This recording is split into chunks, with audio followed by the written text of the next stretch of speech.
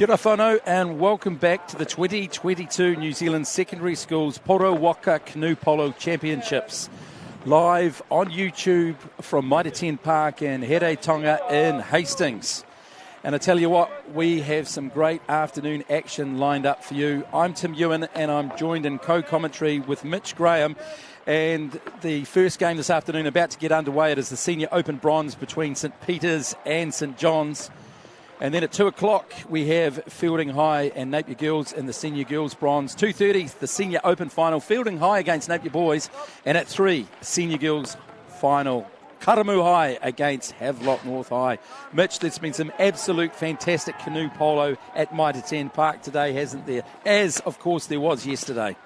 Yeah, absolutely. It's been a really good display of what our best and brightest in the school grades can do around New Zealand, and we're going to see a lot of battles between the two sort of powerhouses of it, Palmerston North and Hawke's Bay, through the various games over the next couple of hours.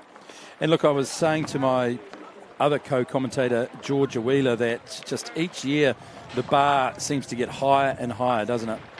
Yeah, it certainly does. I mean, there's more and more people playing. The overall level of the game is just getting better and better as we see more people participating, and that elite level is just getting stronger and stronger. And of course, you are joining us via YouTube, and coverage brought to you by the New Zealand Canoe Polo Association and New Zealand Secondary Schools Canoe Polo. Sponsors Polo Mania, JC Polo, Phil Carmine of Tremaines Real Estate. Give them a call, 027 324 1623 or 845 9060. And Caltex via the Caltex Sports Sponsorship, who are proud to partner the New Zealand Sport Collective. Well, we've got a little bit of blue sky. The clouds are trying to clear. Still a bit of wind around, and we talked about in the morning session how this can affect the players, particularly in defence. But let's have a look at St Peter's High School. Collins, True, Shepherd, Mumby, Dillon, Chin Shong, and coached by Carl Masaroto. Experience and talent there, no two ways about it.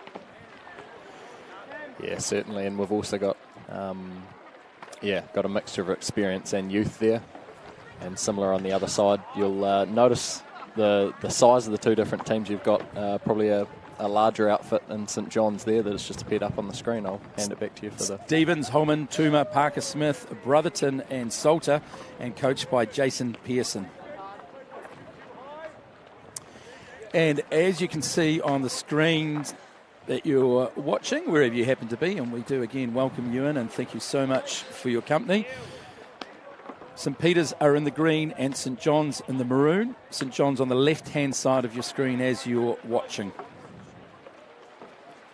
So yeah, certainly expect this wind to play a little bit of a role. St John's is going to be up against it in the first half, trying to play upwind. And it just makes any of those longer passes and shots a lot harder to keep under control, and makes that defence just that little bit harder, having to fight against both the other team and the wind. And in terms of the warm-up, they've obviously played this morning. Warm-up this afternoon, what are they trying to achieve? So, first of all, they're really just trying to get the bodies and arms moving, and then also trying to get their eye in terms of their shooting, and the goalkeeper getting some practice in, making sure they're getting nice blocks on the ball. So that's kind of a key focus. It takes goals to win the game, so that's a big part of the warm-up. Yeah, and look, everyone has their specialist roles, and in terms of the keeper at the far end, that can be a lonely little spot with the paddle up. I mean, are they looking at the ball all the time, or the players, or the shifting of the kayak when somebody's coming in at them? It's a mixture of things. So it's, I guess, predominantly sort of that arm and body position as they're coming in. You can sort of see a lot in the way that someone's positioning, and also even just looking at their eyes in terms of where that's going. That's usually a reasonable indicator of where they're going to shoot. So yeah, they're trying to balance that, and particularly in conditions like that, they've really got to also be mindful of where they're sitting underneath the goal so they don't get blown out of position. It certainly is a marvellous facility here at the Mitre 10 Park in Here Tonga in Hastings. The setup is second to none. It's the biggest canoe polo park in Oceania. And we're not too far away. St Peter's College versus St John's College, the Senior Open Bronze Final. Yeah, it's really the only dedicated canoe polo facility built like this in the Southern Hemisphere. So, yeah, we're really fortunate to have this here, and, fantastic place to play this championship. And, Mitch Graham, what's your background in the sport? So I'm a current member of the New Zealand Paddle Blacks team, so that's the senior men's canoe polo team. Basically the All Blacks of canoe polo. Effectively, yeah. Wow. So yeah. Can I get a selfie later on? Yep. I'm sure you can get a photo and an autograph. No worries at all. Where's your merch tent? Oh yeah, canoe polo doesn't quite have the lofty sponsorship deals, not yet anyway. Perfect segue. If anyone wants to get involved in this fantastic support in terms of marketing and promotion, there's an opportunity right there. Right, we're not too far away. Referees on either side, 10 minutes each half. St John's in the maroon and St Peter's in the green. Yeah, it should be a good contest at the charge start here, which is always an exciting way to start the game. One player from either side goes head-to-head for the ball that they throw in the middle, and they go full steam for it. Because we were just saying earlier on in the piece that the ring system is not quite working today because of the conditions, so we're doing the old-fashioned way, throw the ball in the middle. Yeah. Let them fight it out. Right, who's doing the charge? Who looks like, where do they come from, under the goal? No, so it'll be the player on the furthest side of the court, so it'll be number 1 Cameron Stevens from St John's, yes, and number 8 David Ching Chong. Is it? Here we go. It's the bronze, St Peter's versus St John's. Who's going to get it first? St John's. Cam Stevens. Yep, done really well there. Came steaming out of the blocks. Yeah, it takes a lot of power and coordination to get a kayak up and running. So early possession for St John's.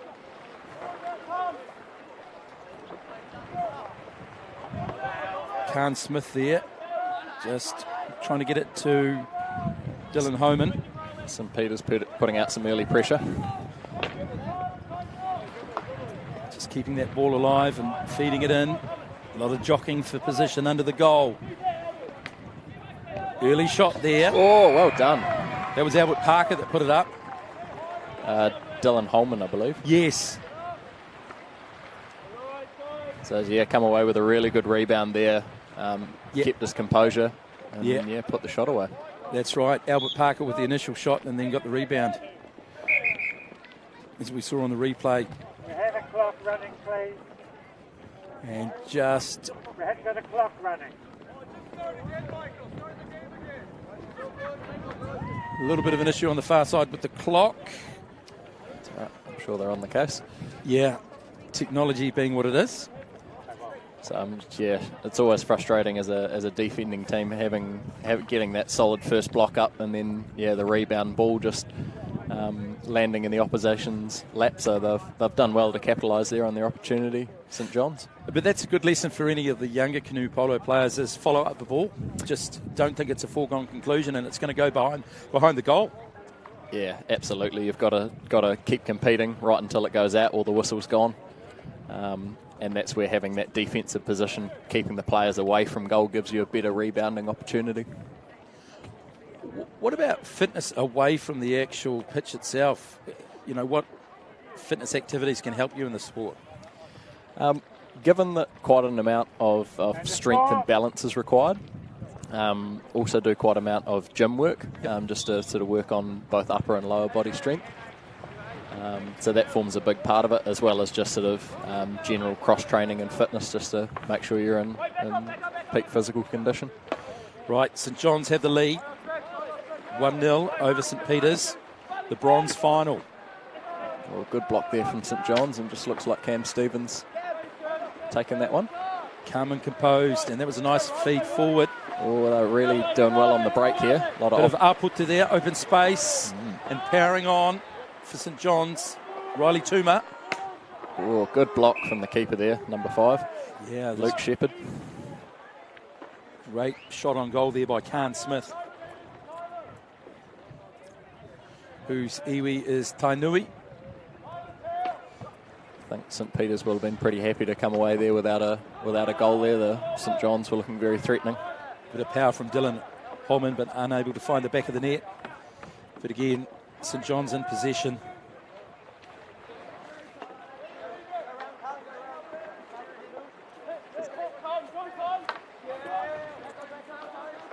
Here they go, St John's, courtesy of Khan Smith, but unable to convert there. And possession goes back to St Peter's. I think just kind of going back to the overall sort of fitness side, as I was younger, was certainly involved in a number of different sports, and I think you'll find a lot of the athletes here are competing across a lot of different codes. Especially at a young age. It's quite a good thing, I think, in my humble opinion, for young people to experience lots of different sports if they can. So, there's skill sets that are transferable. Yeah, absolutely. And I think you get a lot out of playing a number of different team and individual sports. Everything brings its own element. Although I do think that there is a real benefit in playing team sports. Yeah, absolutely. Bringing people together, breaking barriers, getting fit, supporting one another. All the ethos of team sport is transferable into later life, of course. Here we go, St Peter's trying to get on the board. Getting close to halfway through the first half in this Bronze Senior Open Final. You can see that St John's line of three in front of the goalkeeper there, doing a really good job of keeping the St Peter's boats well away from the goal and making their goalie's life a little easier. Very well organised, weren't they? They had a good blocking and a good lineup of players there, making it incredibly difficult to get any space through. Absolutely. I think that'll be a lot to do with their coach, Jason Pearson, who's actually an ex-New Zealand men's coach from a long way back, about 1994, I believe. Wow, there's some experience right there. St Peter's in possession.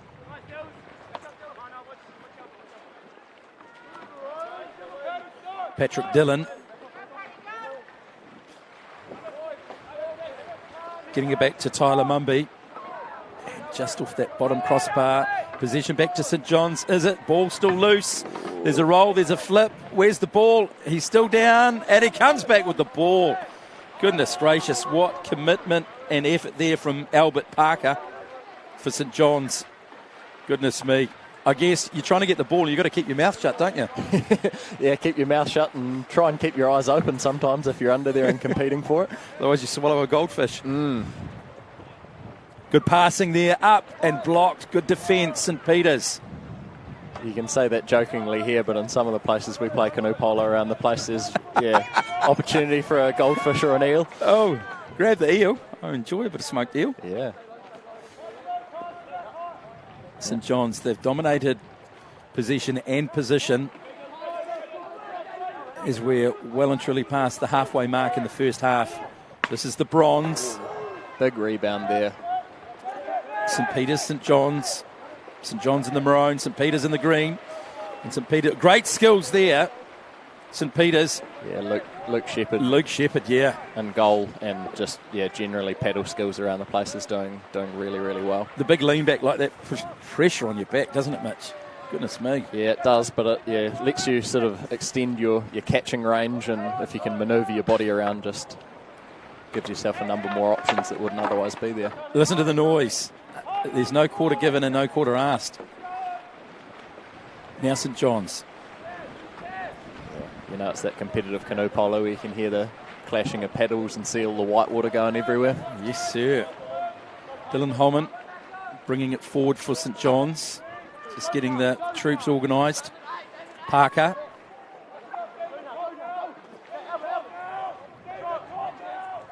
Little lean back and a block there. Whistle's gone. Yep, so that's gone off for a corner. So we have a Pora Kokona, which is a corner on that far side, and it goes to St John's. And heading over there to take it is Riley Toomer. Yeah, St Peter's are doing a good job here of congesting the sort of middle of the court there, not letting the St John's players have shots that aren't going over the top of several other paddles, making life that little bit easier for the goalkeeper. Loose ball. It's there for St Peter's if they want it. The paddles are tangled up. No. Great effort there. Yeah, Khan Smith done really well there from St John's. Yeah. And again, they just retreat slightly and get themselves organised. This is Riley Toomer with the ball right now, bringing it forward.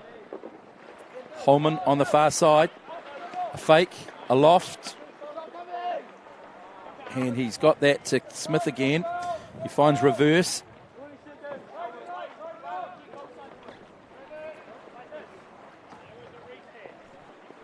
So they're just taking their time. We're nearly at the 2-minute mark in the first half. And St John's ahead 1-0. Khan coming again in with the ball. He's looking likely. Ooh, good shot there, but... Ball's loose. St John's get it again. St Peter's weren't quite quick enough to capitalise on that loose ball. They go again. St John's once more. So much possession. And so much position too. Oh, turnover there. Good defence, St Peter's. They say defence can win you games. We've got a long way to go, St Peter's, of course, and there's a long way in this game, but I tell you what, that D-line held pretty well in that segment of play there, Mitch.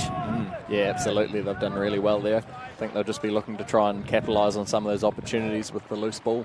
So the plan right now would be possibly just to let everyone catch their breath a little bit, wind the clock down and then have a crack, I think, and go into the sheds, for want of a better word, 1-1. That'd be the rough plan, I'm thinking.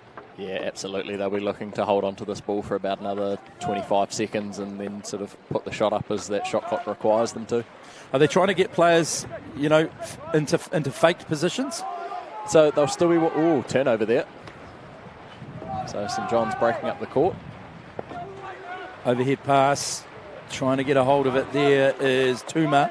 He does so under the pressure of two St Peter's defenders. Looking to go up the court into the Aputa, into the open space. Good lofted pass there. Steaming onto it, Albert Parker. Cameron Stevens with the ball. He's done well to hold on to that with the pressure there. Lost a paddle, doesn't matter. In comes Dylan. A little bit untidy, but he's regathered it. Ooh. Up and over. Whistle's gone. So that'll be St Peter's ball once it comes back in. And I'm thinking probably what they'll do is just run down the game clock and go and have a bit of a breather and reset at half-time there, Mitch. So they've got 12 seconds left on the clock. That should be enough for them to just squeeze off one final shot, but there won't be a lot of time left for that. Is it worth a Hail Mary? Yeah, absolutely. Let's see. Where's Tom Brady when you need him? Oh, off the top bar. That wasn't a bad effort. Yeah. Goodness me. There we go. Half-time in the Senior Open Bronze between St Peter's and St John's. St John's ahead 1-0. I tell you what, that's an arm wrestle right there. Absolutely. So I think both teams would be relatively happy with that performance. St John's probably had the better of the game there, and they'll now be playing downwind, which will make the defence of St Peter's just even more critical, that they keep that nice and high. But you've got to give big ups to St Peter's for the D they showed, particularly about three-quarter time in that first half. Yeah, absolutely. And we talk about the woodwork, and it's clearly steel, but there are a lot of shots on goal that went off the steel bars there. Yeah, absolutely. I think St Peter's were doing a really good job of keeping paddles in the way and making them shoot through not just the goalie's paddle, but another two paddles on top of that. So really makes it hard to score goals if you're having to shoot through three paddles. As we saw with that replay there of Dylan Homan, who scored the first goal for St John's. So changing ends, and St Peter's, they are on the left in the green, and St John's in the maroon on the right, as you see on your screen.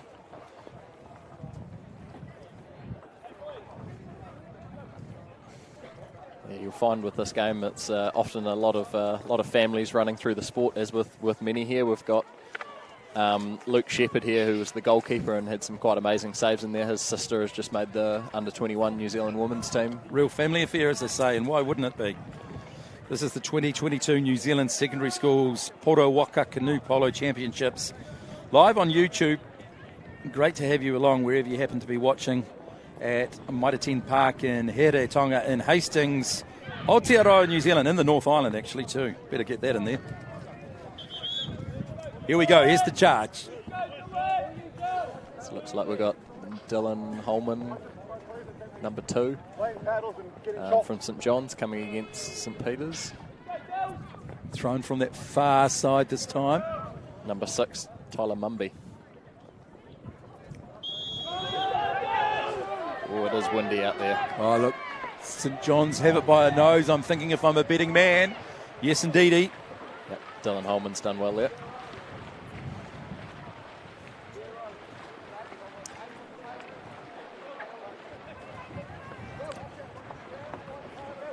Righto. St John's early possession in the second half. This is for bronze. Again, more steal. So nearly another rebound goal there from Cam Stevens. More steal than a Sheffield Razor factory. Here they go, St Peter's. Yeah, when you think about it, if you look at the size of a football compared to a soccer goal, and then the size of a canoe polo ball compared to a canoe polo goal, you're going to see a few rebounds. And there's another factor in too. They're in kayaks. Yeah, absolutely. And the water's moving. I'm just in awe of the physical prowess of all the players here this weekend. What a sport. And I tell you what, it's a great spectator sport as well. Yeah, absolutely. Because in terms of tournament structure, it's very similar to rugby sevens. Yes. You sort of play 10-minute halves and a number of games within a tournament. And it's chop, chop, chop. Here we go. Number 8 from St John's there, great turnover. So that's Khan Smith. They're all breaking up the court into the Aputa.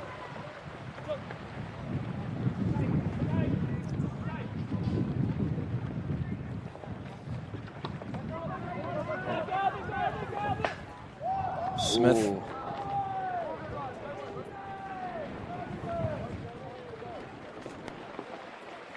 This is the second half. St John's are ahead 1-0. But St Peter's Might have a long shot on here if that's St John's keeper. There we go. they come away with it. Let's see what they can do. They want the equaliser. Nice pass. Another good pass. Great hands. The lean back and it's deflected. That shot there was by Luke Shepherd for St Peter's. Just deflected. And have we got a Paora Kokona, a corner? We sure do. And taking it for St Peter's is number 3.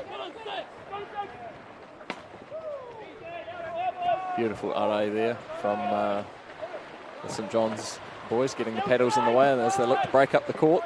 They're looking for a bit of a fast break. Inside there to Stevens. Yes. Yeah, what a goal. What a goal.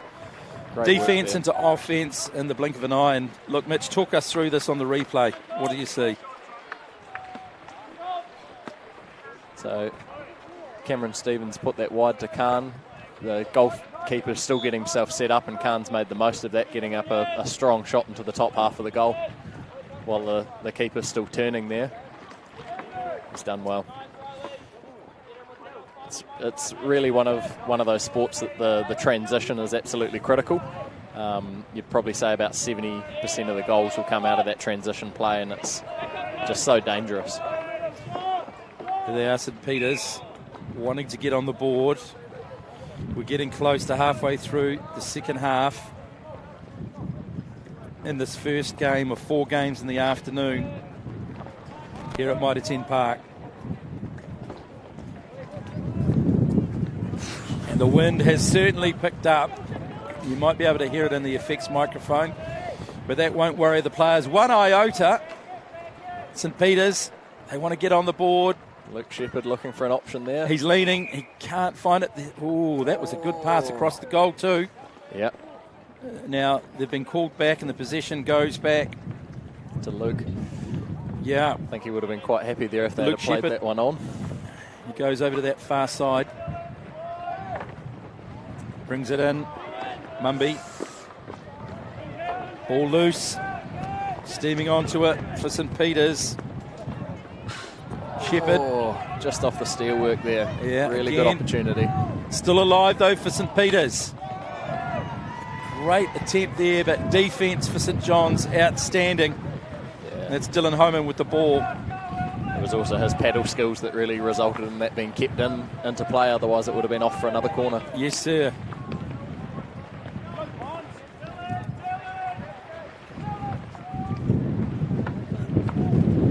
Yeah, the wind really picking up here, and it's, I don't know about you, Mitch, but it feels like it's a southerly coming through. Yeah, absolutely. Blowing right down the court here. Yeah. St Peters are going to have to steel themselves. We've just rolled through 5 minutes in the second half. Oh, good opportunity here for St Peters. St Peters, can he keep it under control? Up and over the top. Unlucky. It's Mackenzie True. Yep. Great opportunity. And you can see Mackenzie there getting in amongst the senior open grade. Yeah, exactly. And being open, females and males can compete, which is what it's all about. It's absolutely brilliant. Yeah, absolutely. And over the years, we've seen a number of incredibly strong females competing in the senior open grade and really pushing the boys along. Here's an opportunity. Oh, what defence, St Peters. So that'll be St Peters' ball. They get to come away with it, and it's still plenty of time at only 2-0 down, isn't it? Yeah, absolutely. They're still right in this game if they can get a... There we go. There's a bit of front foot ball for St Peters. That's Luke Shepherd. Big charge on him by Khan Smith. Across to that far side. Mackenzie True. So St Peters will be looking to build pressure here and hoping that St John's are getting tired after a big 18 minutes of canoe polo. And so we go over to that far side for another Puora Kokona, which is a corner ball.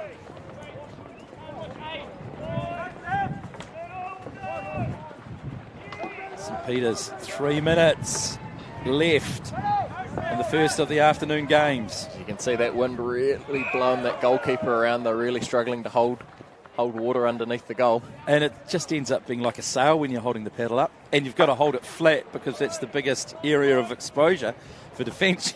You can't rely on the edge of it, can you? No. It's not like a sand wedge and you're trying to go 50 metres over a tree in front of you. Patrick Dillon there. Good defence, St John's. 2-0, 2 goals to the goods. Turned it over back to St Peters. Yep, Luke Shepherd's done well there with some quick paddle skills, turning the ball back over to St Peters and putting them back on the front foot. Here's Dillon. Goes into the middle there. Finds Mumby. Shepherd. Dillon again. Left-handed across that far side to True. They just need to bide their time here. That goalkeeper is going to be really pushed out of position, so if they can get the ball up there somewhere, they're in with an opportunity. You betcha. You know, if they can get one, they can get another, and then it's all tied up and we've got golden point. Let's see. St Peters, can they get one in the back of the net? Oh, well done. Cameron Stevens secured that ball for St John's and they'll be looking to hold on to it. Oh, big Hail Mary. Here's some pace. Who's got it? Who's got it, St John's? Goal there for Khan Smith. That is Khan Smith. Showed a lot of pace and athleticism there. Has done well to break up the court and catch St Peters, still trying to score that goal on offence. And on the replay, we can see there was a bit of Paoro Taruri, loose ball, and steaming through. Smith took his time and just popped it into the net. And that gives them an area of comfort, if you like. 3-0 up, less than a minute to go in the first of the afternoon games here at Mitre 10 Park in Here Tonga Hastings. Senior Open Bronze. So I'm sure St John's here will just be looking to shut up shop, trying to keep it to a 3-0 scoreline if they can. You betcha. St Peters, they want to great come back. ball inside. Just spilt when he needed to. Unfortunately, hang on there, Tuma. Well, they put the long ball up.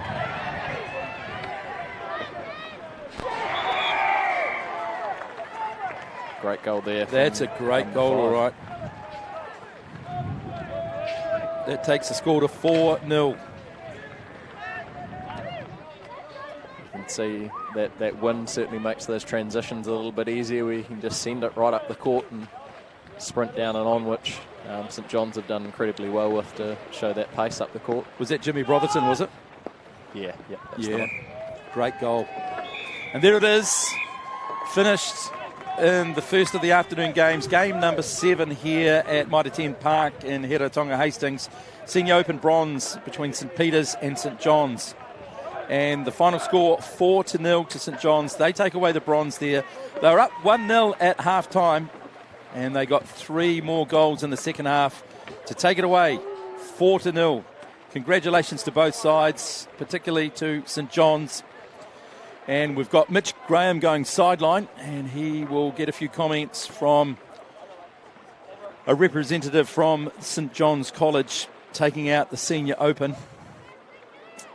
And they're just trying to get that we're just trying to get that organised on the sideline for you. So there. And it looks like Mitch is with one of the players down there. It looks like he's got Dylan Holman. So, Mitch, over to you, I think, by the look of things. In just a minute, he's just getting himself organised. There's a few people moving around in between games. Of course, we've got 3 more games ahead for you.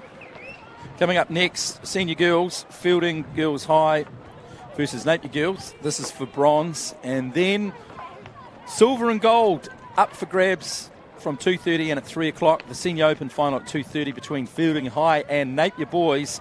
And then at 3 o'clock, the Senior Girls final, Karamu High against Havelock North High School. And we have Mitch Graham on the side. Holman from St John's have just managed to take out the bronze medal.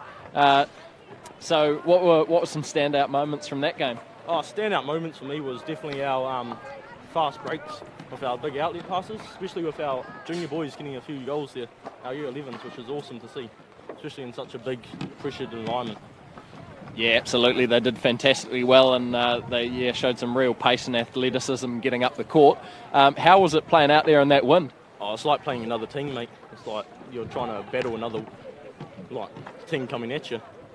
Yeah, like you're playing another 6 or 7 players. Yeah. Balls are getting caught on the wind. And I saw you had quite a nice goal there. How are you finding it offensively? Were you able to find some good opportunities there? Oh yeah, good opportunities came in. I was just lucky that I got my one shot on target. But yeah, it's just good teamwork, good communication between each other, and good driving. Yeah, there was some really good defence played out there by both teams. A lot of paddles in there. It sort of looked like your team had a lot of hunger to get a hold of that loose ball. How did it feel out there? Oh, it was good. All credit to St Peter's too. Put up a bloody good fight. Made it really tough on us. Yeah, it was. Yeah. Excellent. No, thank you very much for your time and well done on the bronze medal. Thank you. Awesome.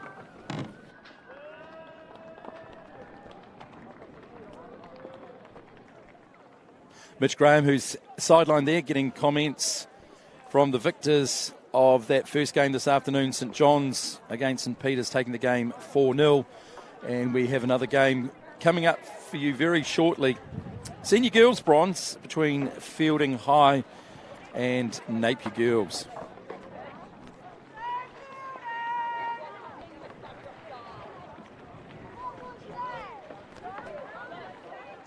And both teams just out on the water warming up.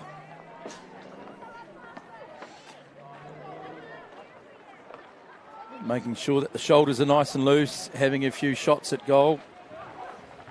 And just making sure they're in the right frame of mind for this next game. And Mitch Graham having a chat sideline with Dylan Holman from St John's. Fielding High versus Napier Girls. Senior Girls bronze final.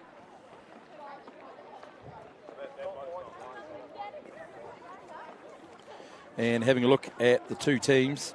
Fielding High School, Bennett, Stuart Thomas, Wiseman, Nielsen, Strucker, Hamilton, and coached by one of my co-commentators here, Georgia Wheeler.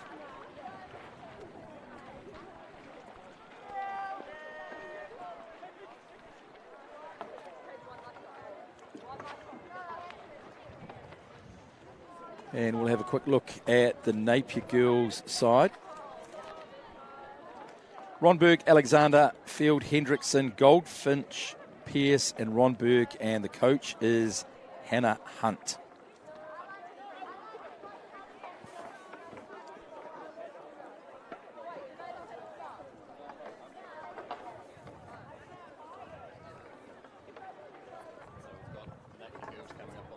Right, as you're looking at the screen on the right-hand side. In the black and in the red, Fielding girls. Yep, absolutely. And we're away. Just about. We've got the ball on the far side to be lofted in. And here comes the charge. Fielding in the red. Napier girls in the black. Early possession to Fielding. And that's courtesy of number 4, Janaea Wiseman.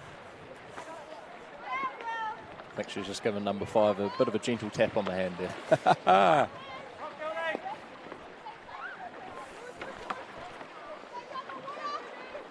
This is another one of these classic battles between Hawke's Bay and Palmerston North. Yes, here comes Fielding.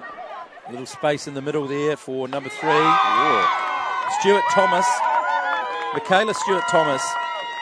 She scores the first goal for Fielding Girls High. And as we can see in the replay, Mitch, just managed to pick out that bottom corner and squeak between the defender's paddle and the goalie's paddle. Really thread the needle there. So she's done well. They take their early leads. Less than a minute gone. Fielding High School over Napier Girls 1-0. This is the Senior Girls Bronze final. So it's been tipped out for a corner there. On that far side, Peoro Kokona, a corner ball. And sun shining, Mitch. Wahoo. Yeah, got to be happy with that. Happy days. Never rains in Hawke's Bay, right? Never rains in Hawke's Bay. Just a bit of dampness.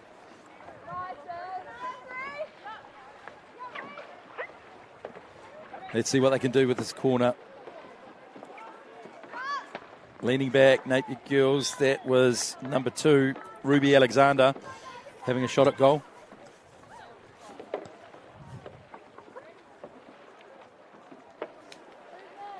So you can see the fielding team doing a good job of really clustering the players around the goal there. And that's their defensive strategy, trying to keep paddles in the way and make it hard for anyone to get a clear shot. Big push there.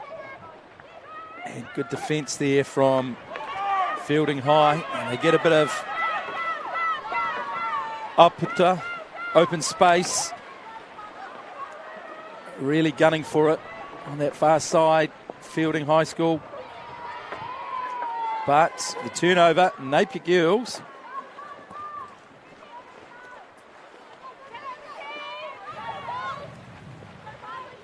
And away they go, Napier Girls steaming back.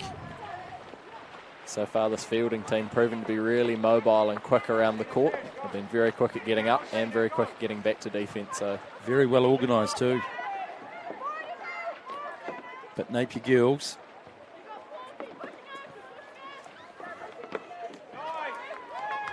looking for an opportunity to get the equaliser.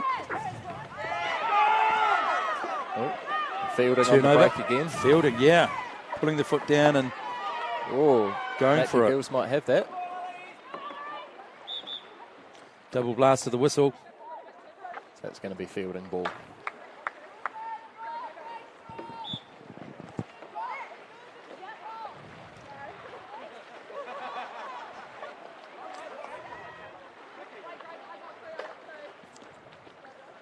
Fielding just in possession here. They're 1 goal to the good. Looking for a second.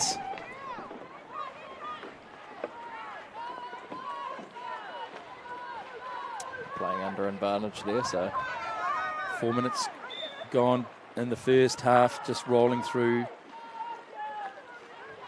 now.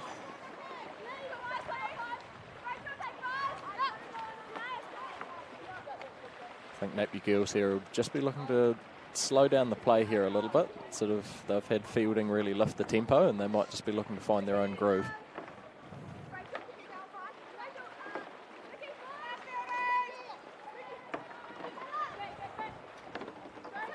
Nice ball over the top. Oh, great goal there from Grace Hendrickson, the captain from Napier Girls. Scores all tied up. One apiece. Particularly at this school level, those really hard shots along the top bar are just so difficult for the goalkeeper to keep out. You need a lot of strength right up at the top of the goal to keep them in the field of play. And Grace Hendrickson, of course, is the kaitaki or captain for Napier Girls, leading by example. It's really brought some wind back into the Napier Girls' sails. As you can see the defence there, and they're certainly, the goalkeeper anyway, has got their sail up a lot of the time. You betcha. Look at this replay. Wow. That was from the far end, wasn't it? Yeah, absolutely. That was Grace's goal. A goal, yeah, for sure. So they had to fire upwards to the top of the net, sort of from that angle, Mitch. Yeah. Bit of a fast break, almost. Napier Girls, they come away with it. Grace Hendrickson. Right arm, pitches, but no. And good bit of defence there from fielding, but I think, is that given a Paoro Kokona to Napier Girls, a corner ball on that far side? Yep, absolutely. So Grace, who scored the goal there for Napier Girls, along with a number of the other players here as a New Zealand under-18 representative, that were going to be playing against Australia in the Oceania Championships, but that got a little bit skittled with COVID, so they've played together as a team in some of the national tournaments instead.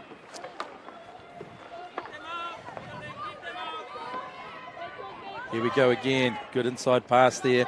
That goes to Roenberg. Meg Roenberg. There's two of them in the team there. There is indeed. There's an Eva and a Meg. And there's a goal. Reese Goldfinch. He's just found a little gap there. Let's have a look at the replay, Mitch. Inside ball. A nice little triangle pass there. Got it up before the defender was ready and shot across hard at the far bar. So after being behind early at 1-0, Napier Girls High find themselves ahead 2-1. Nearly 3 minutes gone in the first half. Might be a turnover here. What have we got? Napier Girls have it back. There we go. They're on the break again. Just a little pop pass on that far side. Got Grace breaking up the court with the ball. A lot of aputta. Big dribble there. Space. Lining it up and shoots, and what a goal. What a goal. Number 4, Grace Hendrickson. She is the kaitaki, the captain of Napier Girls. And as I said before, after being behind 1-0 after about 5 minutes or so, look at this. That's really turned the game on its head. And I'm sure playing downwind at the moment, Napier Girls will be looking to capitalise on that where they can. How good was that shot? She was composed, she was calm, and she found the back of the net. Let's see what fielding can bring to the table. Golly gee whiz. That looked close to me, Mitch. Yeah, I think wind would have been a bit of a factor there, getting underneath the ball and lifting it just a wee bit higher as it came over the goal. Sure. Napier Girls, 3-1 up. The second of 4 games this afternoon at Mitre 10 Park in Heraitonga, Hastings. Big kia ora, wherever you happen to be watching this streaming on YouTube. Great to have you on board. Buckle up, strap yourself in. It is finals time. It'll be all action, as it has been this morning and yesterday. So if you're just joining us, this is the bronze medal match between Napier Girls High School and Fielding. Fielding there in red. They have possession. And up until fairly recently, were leading this game. They were. They find themselves 2 goals down. But anything can happen in canoe polo, and it usually does. Napier Girls just putting a bit of pressure out now. They're not waiting for Fielding to come up on offence. They're hustling, aren't they? They very much are. It's a tactic that's worked quite well for them so far. Here's Fielding now. Good defence. It was a good shot on goal. Yep. It was a great shot on goal. From Hannah Field. So they get another Peora Kokona, which is a corner. Ball there for Fielding. A lot of pressure out there at the moment. Fielding struggling to find a pass there, and Rachel Grace Striker looking for the turnover. Good push. Yeah. Where is it? Turnover. Lost. A chance for Napier Girls to put the hammer down, open the afterburners, and get up the pitch. Couldn't quite free the pass there. That was Grace Hendrickson. Now she does. Some good speed shown and defence there from Fielding. Outstanding. The shot there from Meg Ronberg. And another goal there from the captain, Grace Hendrickson. They've really capitalised on their opportunities here, and Meg's done a great job of collecting her own rebound and handing it off to the captain. That's his second goal this afternoon. Puts them ahead 4-1 with half-time not too far away. Oh, big block there. Oh. And that is half-time. Does that count? Whistle gone? No, it's been disallowed. Disallowed, absolutely, yes sir. So Napier Girls High, they are ahead 4-1 in this second game this afternoon. The senior girls bronze final. Fielding Girls against Napier Girls. And in terms of that shot just at the end there, it's similar to basketball. They do have what's called a buzzer beater. As long as the ball has left the player's hand, it's allowed to travel to completion. Sure. 2 goals to number 4, Grace Hendrickson. She is the kaitaki of Napier Girls, and she is certainly leading from the front this afternoon. But Fielding, they had an early start out of the blocks, 1-0 up, but they weren't able to capitalise on that. So what would their thought process be at halftime in terms of regrouping and resetting there, Mitch? Yeah, so I don't think that Fielding will be too disappointed. That particularly playing downwind, I think with the wind at their back now, they'll have more power on the shots and won't have to put in as much hard graft on the defence. They will be trying to adjust their tactics there just around what Napier Girls did in putting pressure out on the ball. They'll be looking to try and secure that and find a way to attack it. So it'll be interesting to see what they come back with in the second half if they can adjust. And in terms of Napier Girls, they won't want to rest on their heels, will they?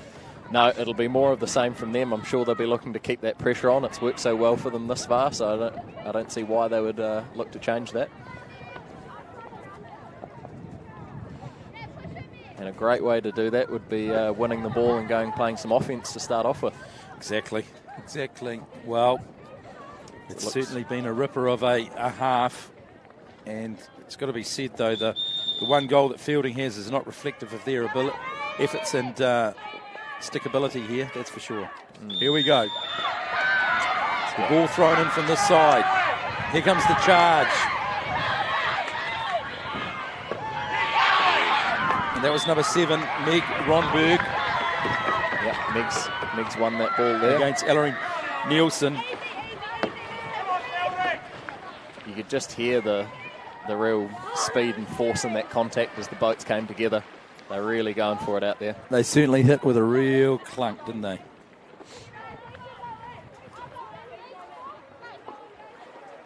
Possession in the second half with Napier Girls. They're in the black. Fielding High School in the red.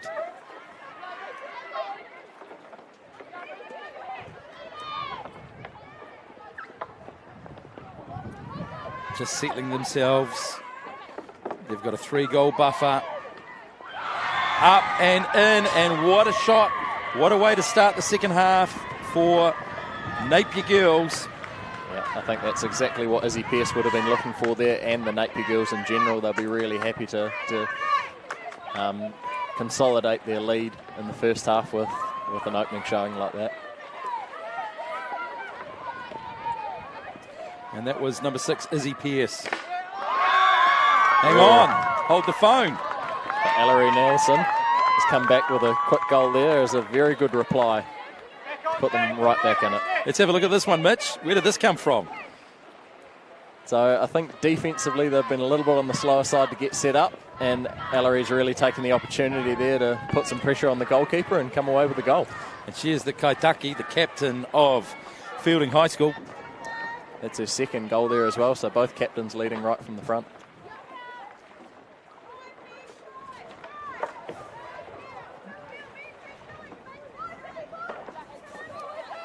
Oh.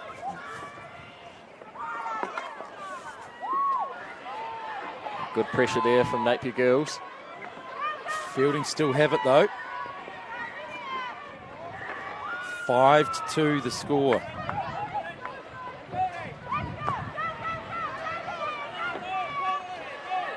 Three goals the difference. Here's Fielding on the charge. Being brought forward by Rachel Strucker. The ball goes out wide.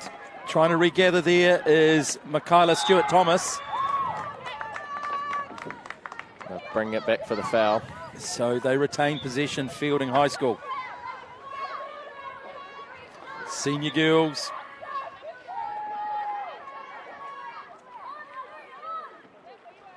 Playing for bronze here. Very good ball. That was a good shot on goal there. That was Ellery Nielsen for Fielding. Oh, and they've won the corner there. That wind pushing the goalkeeper off the court there. So another opportunity, another order corner, which is a corner ball for Fielding. And this is a really good opportunity for Fielding because defence is a lot more taxing.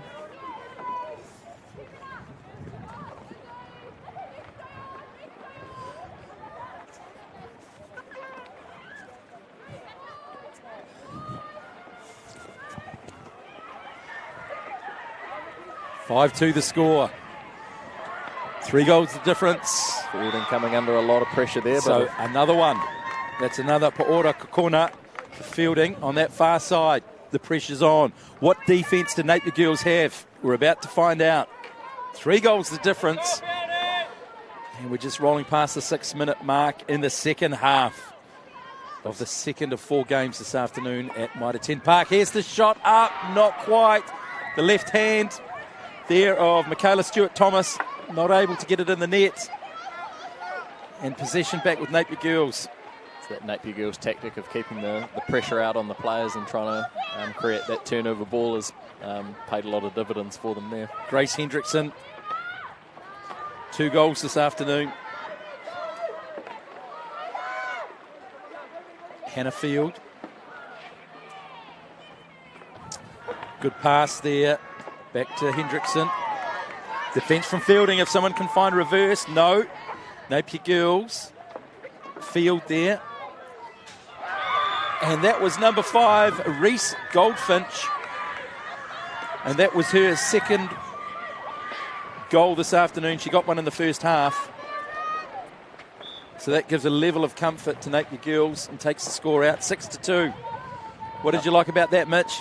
It's another one that's gone right into those bottom corners that the goalies just, really, you've got to bring the pedal down quite aggressively to cover those off, and particularly in the windy conditions like this can make it just that little bit more challenging. Into the final quarter. Fielding, they're here to play though, they're not rolling over. They've got game, here's an opportunity. Going for that lofted lob shot. That was Sienna Bennett. Not quite accurate, but the idea and the process was right, just not quite the execution there. Just needed that dip at the end, didn't she? Yeah, I mean, she was able to get herself into a really good position there, and the teammates were able to put... Oh, here we go. Oh, what a goal! What a goal! What a goal! Number 3, Michaela Stewart-Thomas. My goodness. That was just what Fielding needed here. Have a look, talk me through this. So good paddle tip, does really well to control it there, and then just turns around, chest passes it in before anyone can cover off the goal. How hard is that though, Mitch, to do that? So that requires a lot of composure just to get the right level of tip on the ball. If you hit it too hard, you'll just smack it away from yourself. And that's bounced out for a corner. So we're at 6-3, nearly at the 3.5-minute mark left in this second game this afternoon at Mitre 10 Park. So wouldn't be surprised here if you start to see Fielding look to put a bit of pressure out on that ball. They're going to want to have the ball back in their hands so they can control the tempo of the game. Here you go, and they're off. Looking to pressure out and man-on-man mark. Lady-on-lady mark, should I say. And they've turned it over, look at that. That's Ellery Nielsen. Whistle gone. Unfortunately, she's just carried that over the sideline. Right. So Napier girls will be looking to move this ball up the court.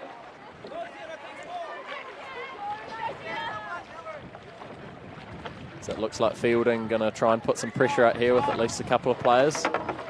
Keep Napier girls on their toe. Ruby Alexander.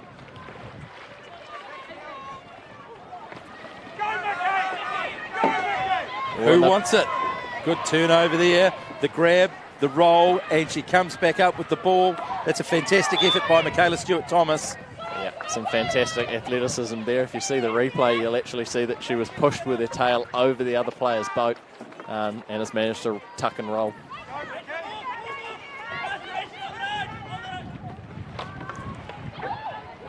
Fielding. Wanting, searching, looking. Michaela Stewart-Thomas not quite able to get the ball where she wanted. So that's giving the ball back to Napier girls, and they would just be looking to run down the clock here as much as they can. We've hit the 2-minute mark. There's a 3-goal difference between Napier girls and Fielding High.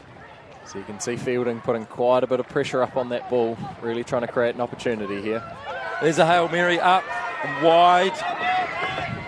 Fielding have got it by the look of things.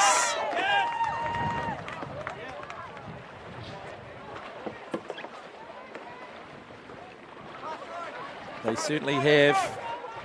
Ellery Nielsen, the Kaitaki, the captain of Fielding. Let's see what they can do. We're nearly at that 1-minute mark. They need 3 goals to go to Golden Point. It might be just a bridge too far, but never say never. That was blocks. There was a real clash of the Kaitakis there. Captain against captain, and not a lot of love lost in the middle there. They were really competing for it. So we'll have a Paora Kokona and corner ball here on this near side. And we're under the 1-minute mark, so one would suggest that Napier Girls High have it in the bag. Under the goal, leaning back, trying to get it in. That was Rachel Strucker. Not able to do so. No, it looked like she was appealing there for a paddle foul, but not to be.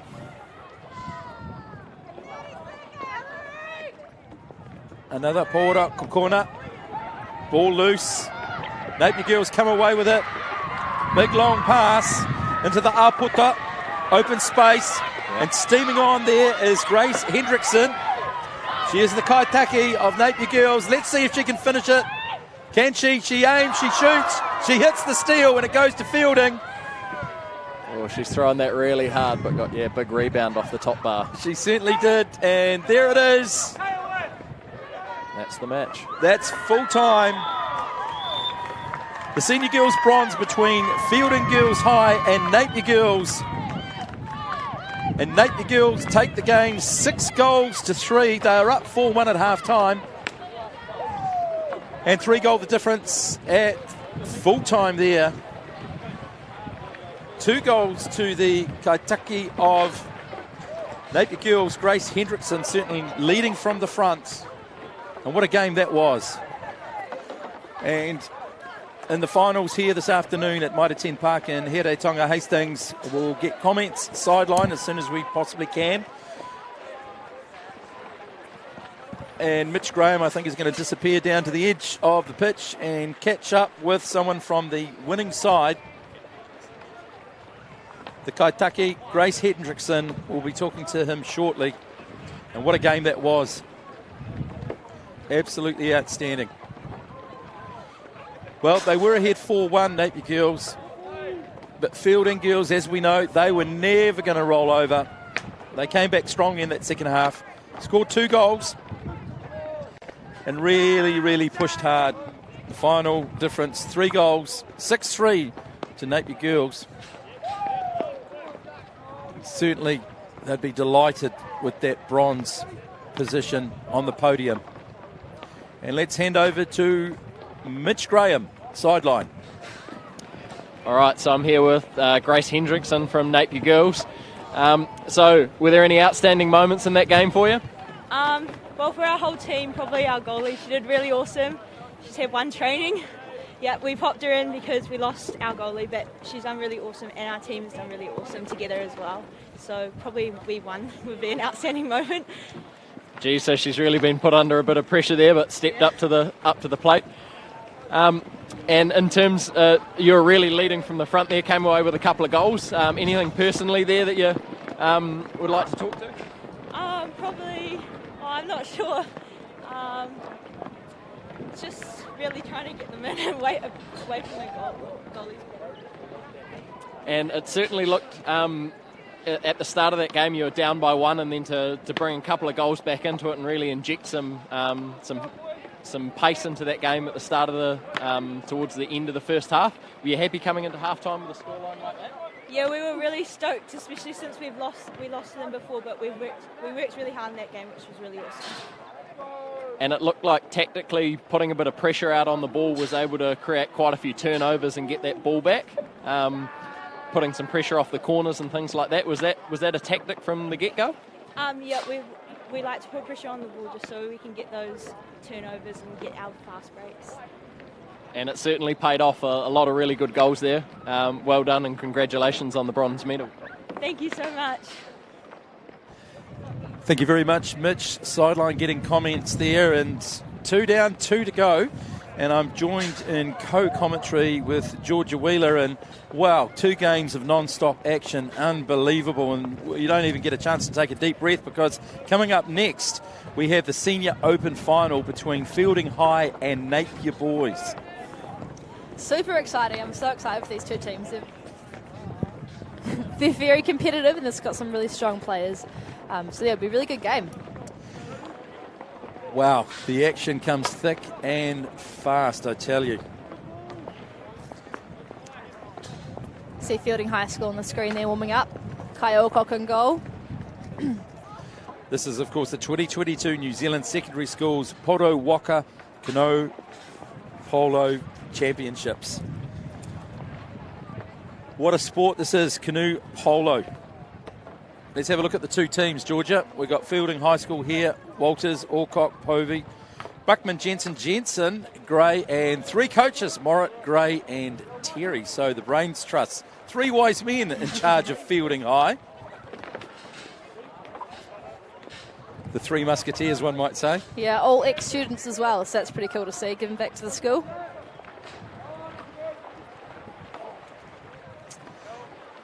And having a look at Napier Boys, the team of Brown, Alexander, Manor, Ratcliffe, Watts, Toltari, Martin, and they're coached by Hayden Foster.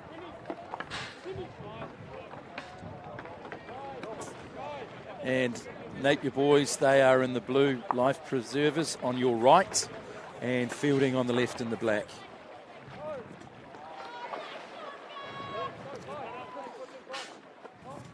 Does it get to a point, though, when you're at the business end of the tournament, though, Georgia, where you say, right, if everybody across the pitch can find 2 or 3%, it could be the difference? Yeah, definitely. We're saying to the girls, like, leave it all out there. It's your last game. Yep. Anything you got, give it to them now.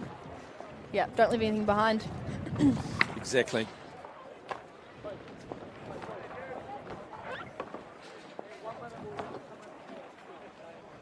So the wind died down just a little bit, it seems. Still a little bit choppy, but not as bad as the squall that it came through before, that was for sure. Yeah, definitely. A little bit chilly out here, but I'm sure the players don't notice it. They're a bit too high on adrenaline. Yes. See 3 coaches there talking to Fielding High School, giving them some tactics.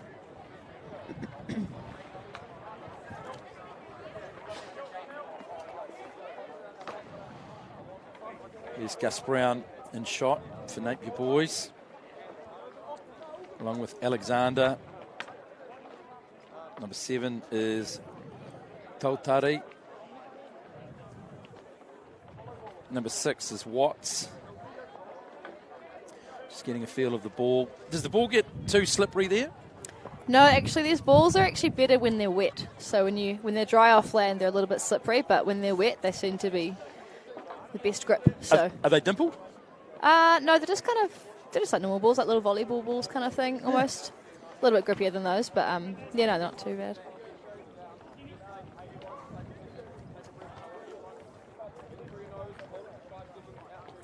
We've got brothers in the Fielding High School team. We've got Noah Jensen and Hunter Jensen playing together. So Who's the oldest? Hunter. Hunter. By how much? I'm not too sure. Oh, we can find out. Oh, by 2 years. Yes, Noah is year 11 and Hunter is year 13. His 5th year playing polo, plays for the Vikings Silver. Rearing up to start now. Noah is 15. Here we go. The 3rd game this afternoon. Fielding High against Napier Boys.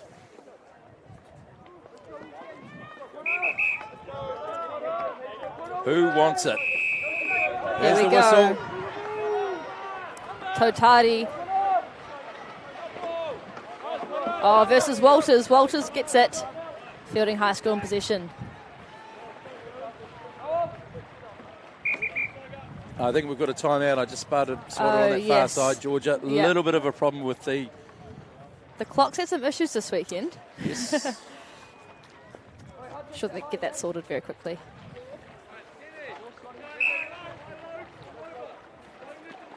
There we go. We're away now. Fielding High School in possession. Walters. Alcock with the ball. Back out to Walters.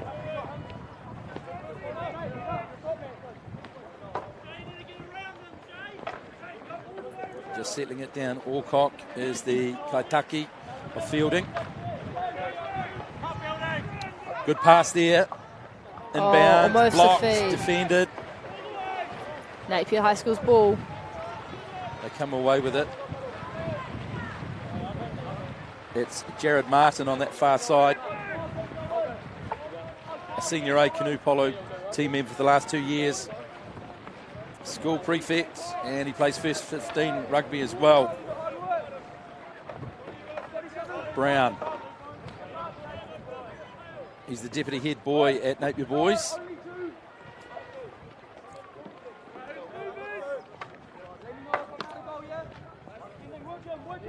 Brown again. He has actually been in the Hurricanes under 18 rugby team and was on standby for the New Zealand Barbarians last year, so a young man of talent.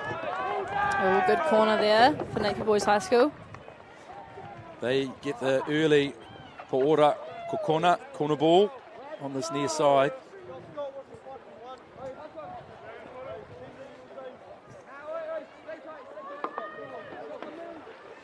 So this is for gold and silver, Georgia. Yes, the final. Very exciting. So one of these two teams is guaranteed a podium finish. It's just dependent on what colour medal they get. Yes. Yep, who's going to be the champions? Who is going to be the champions?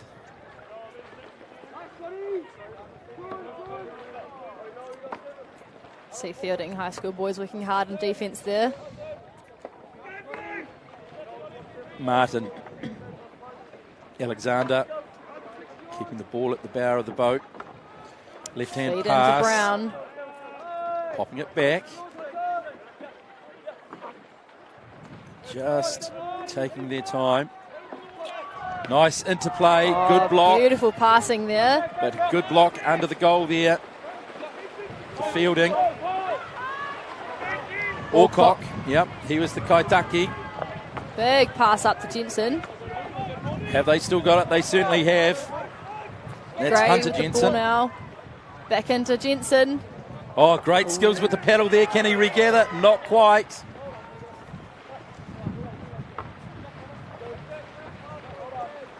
Brown onto Totaru, and he gets the ball back again. Just bringing it forward once more. So a real arm wrestle in this opening stanza of the gold-silver final. Oh, big shot. Totari. Corner ball for Napier Boys High School. Tenzing Totari, his iwi is Napuhi. So, big kia ora to all the whānau watching. Great to have your support. Here we go. Roll. Come up. There he is. Brown with the ball. Feeds it into Martin. It was great work by Brown. He put his body on the line there. He definitely did. We certainly didn't want to see Brown drown. He'd end up looking a clown. And the coach would have a frown. Shall we leave it at that? Keep going. No. The director's going, get your coat. Tell your story walking, son, he says. Let's get back to the action, because this is in contrast to the previous game, but it doesn't make it any less exciting. It's on a knife edge. Yes. Shot on goal, ball loose. Fielding high. They are gritty Ball in is defence. Jensen. Leaning, Passes. looking. Inside ball goes loose. Not quite. Napier boys, great D. Alexander. Cross to Martin. Brown. Napier boys using the numbers they have. Martin putting on the afterburners. More defence. Another corner to Napier Boys High School. Good defence there by Fielding. Just let's have a look at the replay here, Georgia. Oh, yes. Didn't quite get the accuracy he would have liked, but I was just going to say to the viewers, wherever you're watching on YouTube, don't adjust your set. It is 0-0, and we're halfway through the first half. Great defence by both teams. Here we go. Napier boys in possession. Alexander. He finds Watts. Alexander again. Just calm and casual as you like. Just quietly thinking, where do we go? Where's a bit of a slip into the defensive line of Fielding? Passing it around, nice and calm. 20 seconds in the shot clock. Yeah, the Karaka Kuru. Interception. Noah Jensen. They come away with it. Walters Handling with back the in ball defence now. too. Looking for the fast break opportunity. Bit of space on that far side. Over to Jensen. Yeah, great positioning there. Shots up. Blocked Deflected. again. There's a roll. Comes back up with it. Great commitment there. That was number 6. Shane Watts for Napier boys.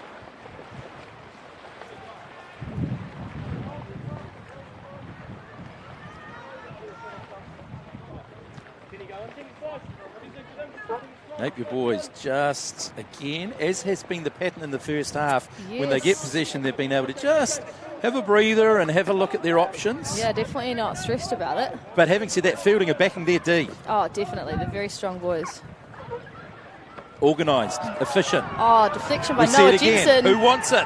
Where's the power in the Looking for that pedals? Who's break. got it? Fielding. Oh, not Good overhead quite. pass. That was an intercept. That pass was thrown by Noah Jensen. Intercepted. Oh, and there goal. it is. Napier Jared boys Martin. score first. They saw the opportunity and they took it. Here's the replay here. The feed from Tutati into Martin for the goal. Southpaw, the left arm back. Not a notable hesitation, but just enough to steady himself, and then the follow through. Yeah. And Napier boys score first, coming up to the 8th minute of the first half.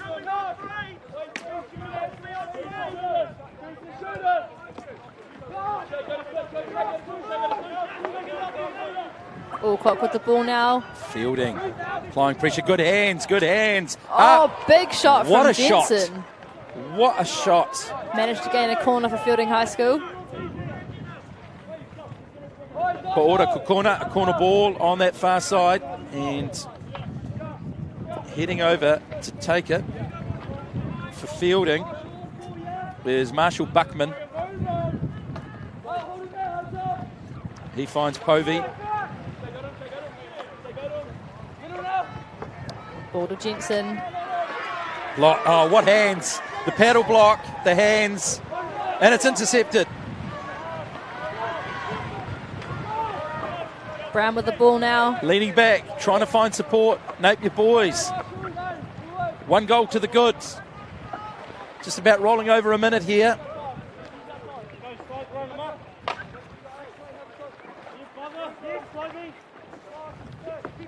Just slowing it down, less than a minute in the first half. Still anybody's. And there it is, the second goal in the final minute of the first half for Napier boys. On the replay, Liam Alexander. What an awesome shot. Oh, look at that. Look at that power to go through the paddle. He just seemed calm and collected, and there was a lot of space in front of him, and he just seemed to have the time to be able to balance himself and pull the trigger when he needed to. Definitely. Napier boys high. 2-0 up over Fielding High. The first half just about to conclude in the third of 4 games this afternoon of the finals. 30 seconds in the game clock.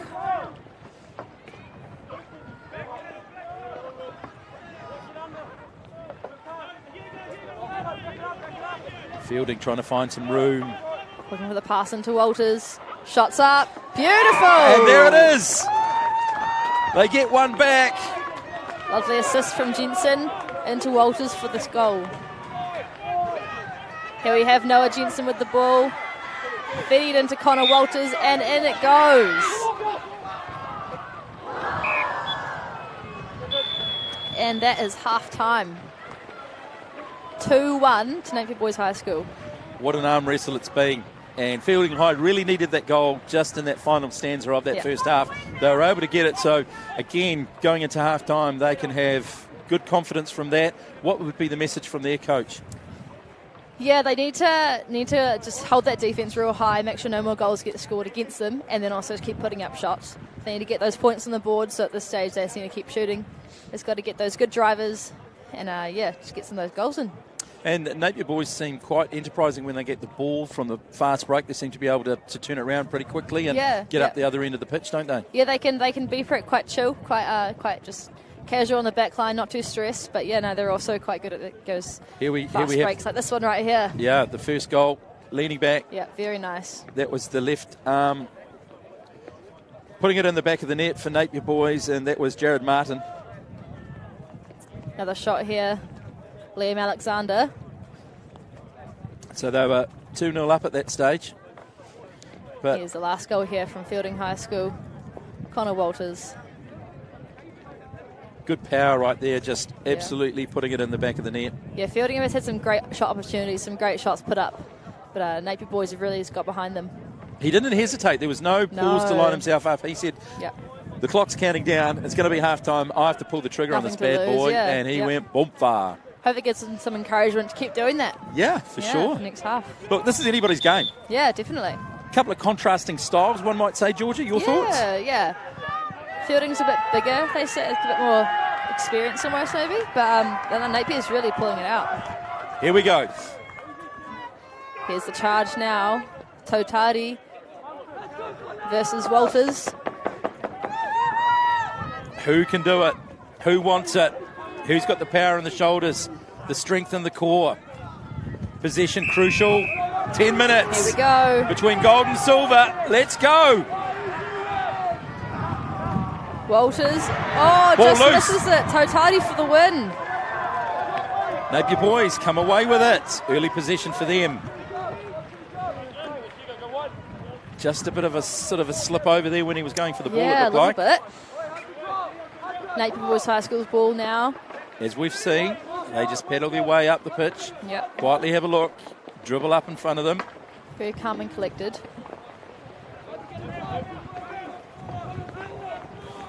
And the rain just starting to come in a little bit, Georgia. Yep.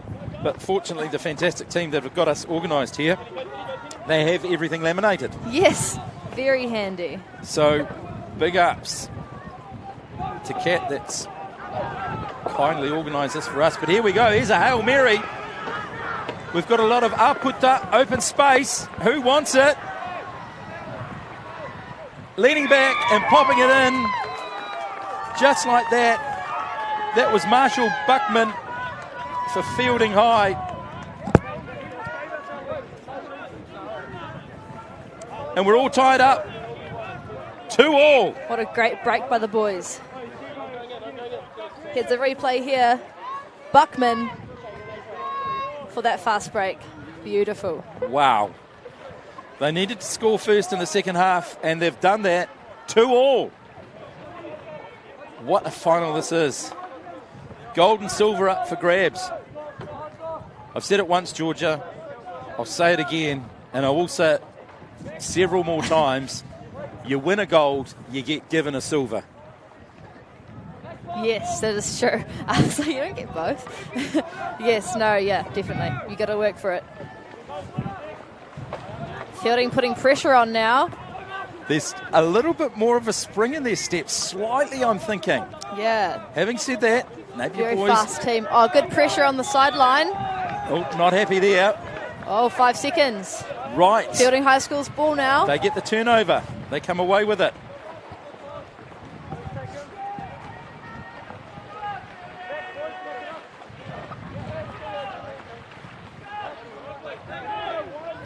Taking the time, it looks like.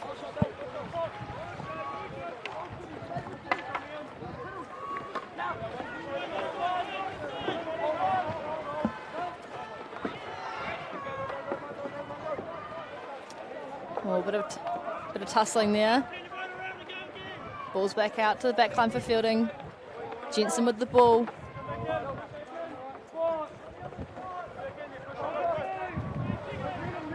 Buckman with the drive. Into Jensen. Into Gray. Scott Gray. Scott Gray, wow. Under goal, perfect position. Wow. Beautiful, look at this replay. From Buckman to Jensen. Into Gray. Scott Gray with a beautiful shot under goal there. Making the score 3-2 to fielding. Gosh, they were down 2-1 at half time. What a good comeback. They certainly have come back. Napier boys, 1 goal down. We're not quite at the 3-quarter mark in this final. Potential intercept, missed. Napier boys still have it. And just going wide there, that shot for Napier boys. Corner ball for Napier Boys High School. That was Tautari. So taking it for Napier boys is Martin. And away he goes.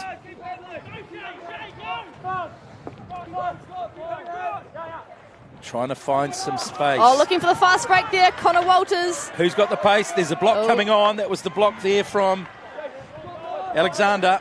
Ball's going up the pitch. Napier boys still have it. Easy as you like. Fielding putting some pressure on the ball now. Pass back to Tautari. Ooh. Good lofted play there to Brown. Brown with the ball. Brown looking. Oh, brilliant off the middle shot. work. It was a side sling. He threw it with force, and look how far. But he's got the rebound. Has he? Yes, he has. Gus Brown. Wow. He pulls the trigger. It bounces, and he steams after it and gets it back after a pitch and roll. Great commitment. Yes, Brown indeed. with the ball now for another shot. Oh, deflected by Alcock. What an awesome block. Now, does that look to be like another Paoro Kokona?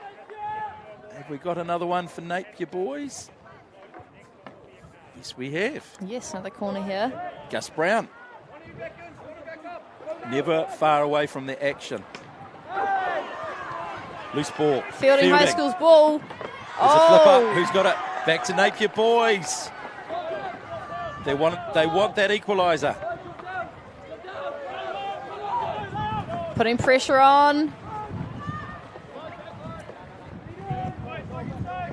Gray putting the pressure on Gus. Brown. Napier boys. Noah putting pressure on now. Probing. Watts. Pop it over that far side to that man again, 20 Brown. seconds on the shot clock. They want the equaliser, and they want it now. Sling. Ball's over to Tardy. Watts with the ball now. Fanning it into Alexander. Big shot. Blocked. Still live. Watts having a look. Povey with the pressure. Of course, the Karaka Kuru, the shot clock that resets. Yes, yeah, every time they take a shot or an advantage is played. Lots of pressure put on by Fielding. Alexander, the left hand over the top to Gus Brown. The deflection by Jensen. Oh, the dive. What a dive and commitment there That's by great Tautari. commitment, yeah. Look at that. Little pop pass there. Watts. Plenty of Cody time. putting pressure on now. Plenty of time there Back into Tautari. on the Karaka Good Kuru. deflection. The shot Fielding clock, High yeah. School's ball. Can they keep it? They can. Off they go. Big ball up by Kyle Koch. It's neck and neck. There's just a nose there. Who's got it? Noah Jensen. Good shot by Noah there. Let's have a look at this, Georgia. You can see this. The pressure put on by Jared Martin. And the goal deflection by Liam Alexander. Corner ball for Fielding High School.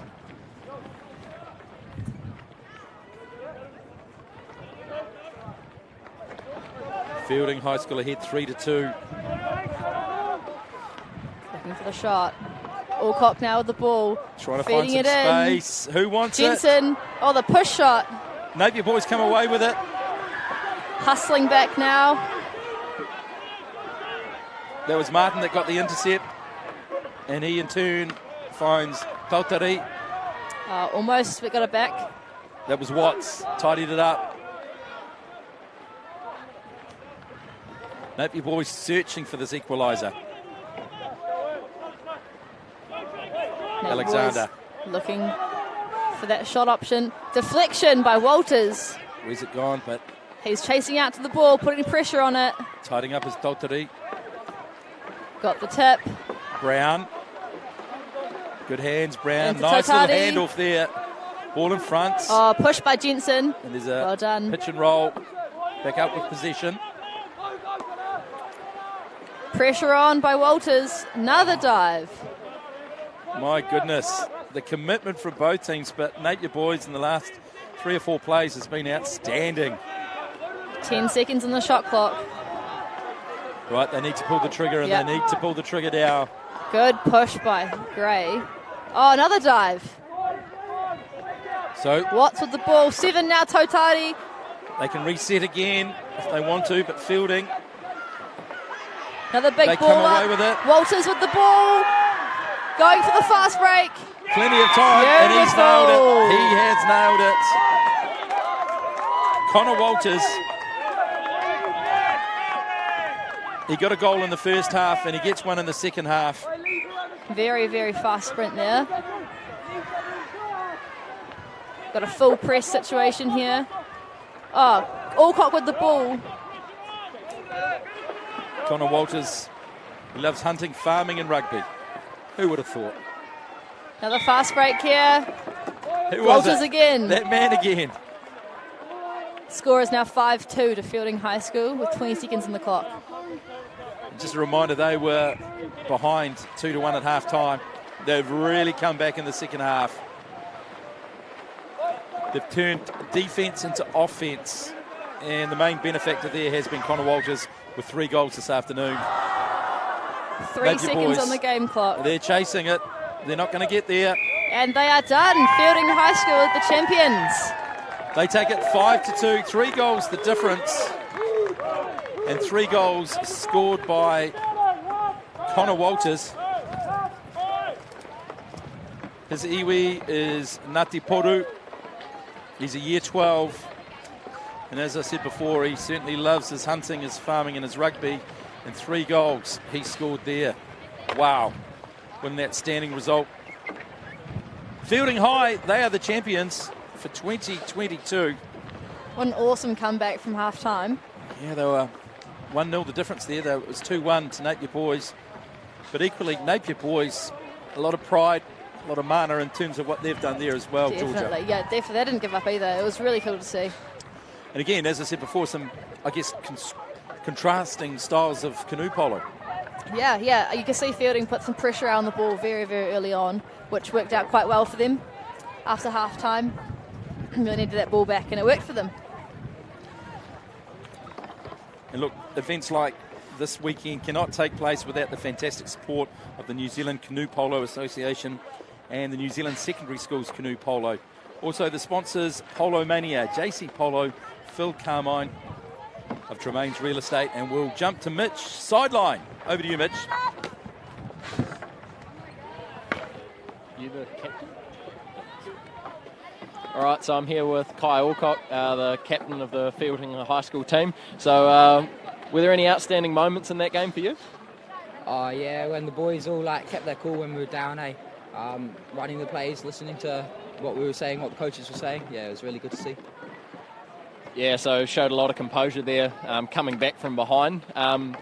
What did it feel like in the team talk at half time? Oh, we were always confident. The wind was against us first half, and we were 2 down for most of the games this weekend. So yeah, we were still confident. We were just let's reset it, let's slow it down. We've got the win now. And it must have been good having some of the Fielding old boys there and the coaching staff cheering you along.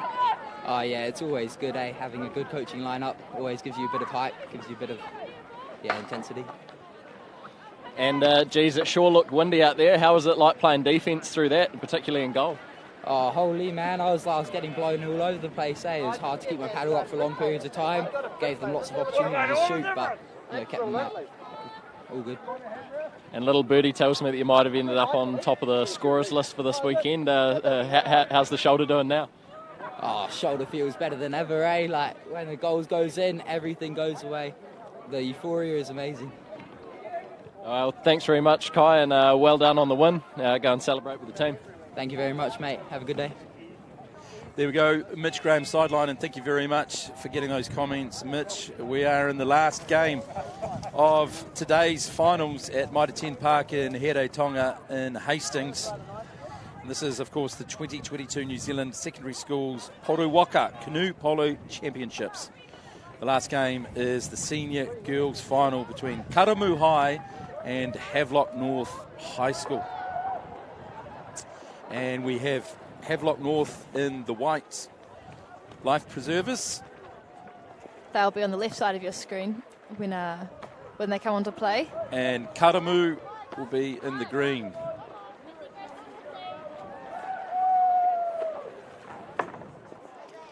A team talk there with their coach. And having a look at the Havelock North High School team, Andrews, Buchanan, Dunford, Davis, Thompson, Broad, Coram, O'Kane and Broad. And they're coached by Kelly Walters. Got sisters in that team, so that's pretty cool.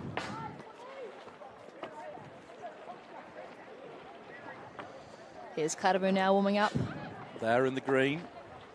And we've got Austin Walker, Wandon Hughes, Teddy Dillon, Popperwell, and their coach is Phoebe Hinton.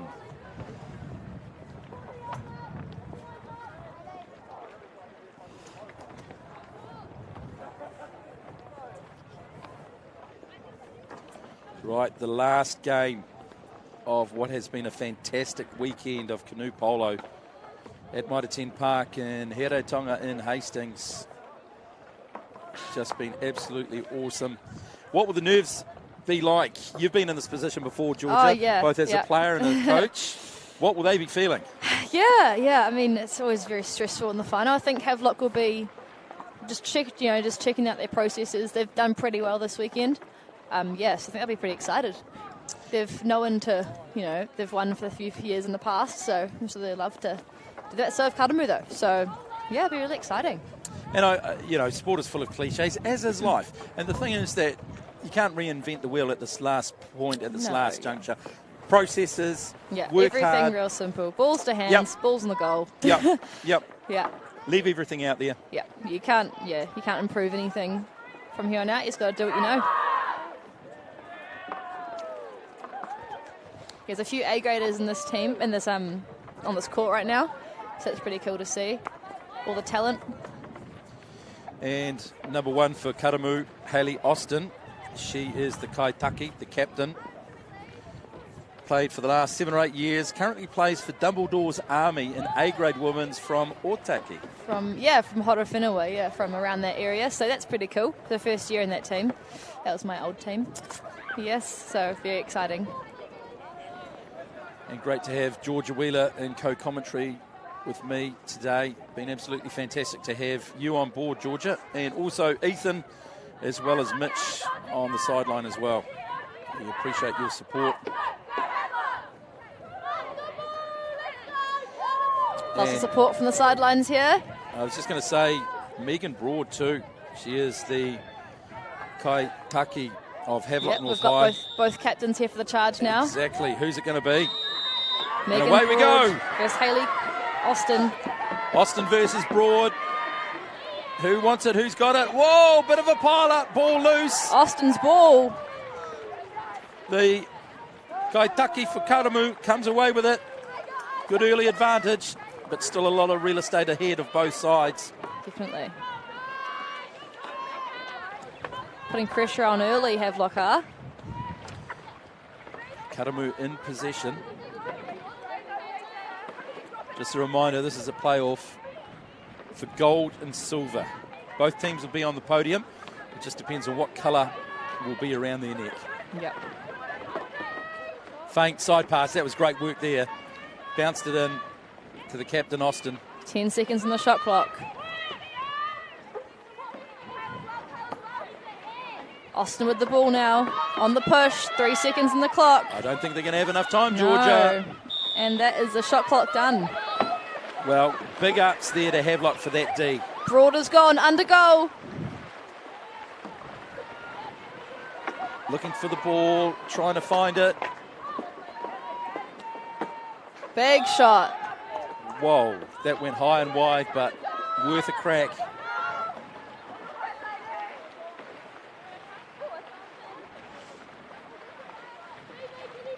My goodness, what a frantic start. So Yes. frantic that Karamu, they ran the shot clock down and then shot clock, or the Karakakuru. Like, any shot is better than no shot, I would suggest. definitely, yeah. Karamu Karamu with the ball now. bringing it forward. That's Hughes. Austin with the ball. Shots up. Ball loose. Looks like it's Karamu's ball still. They get it back. Austin. Hughes. Inside ball back to Austin. One for Matty Hughes to drive onto. Having a look, arm up, fake, inside ball, leaning back, blocked. Good push there by Davis. Great defence, but great technique to get into that shooting position though, Georgia. Definitely. Looks like it was a corner ball. Karamu's ball. Apoora corner ball.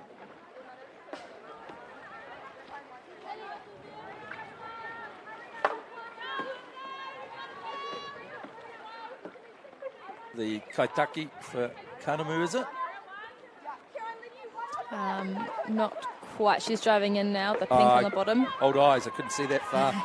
Yeah, it was a 3, clearly not a 1. Well, the feet almost in. That was Wandin, number 3. Double blast on the whistle. What's this? Timeout. Also, Okay. we've got a foul. So just a chance for the adjudicators Oh, to... a green card. Is it Karamu? Karamu with the green Yeah. card. Karamu green card to number 1 there. Oh, that's the Kaitaki. That's Hayley Austin. So she's got to go off the pitch completely. So we've got 5v4. Yep, for 2 minutes. So advantage. Broad with Havelock the North. shot. Off Big the middle work, shot. back again. Goes into the hands of Megan Broad. Pop shot. Ball's over Davis. Leaning back. Big and shot. nothing but net there. Rebecca Davis with that shot under goal. She's in year 12. Part of the Hawke's Bay A grade Tour v New Zealand under 18A, and a previous player in the team winning gold at the New Zealand Secondary School Nationals.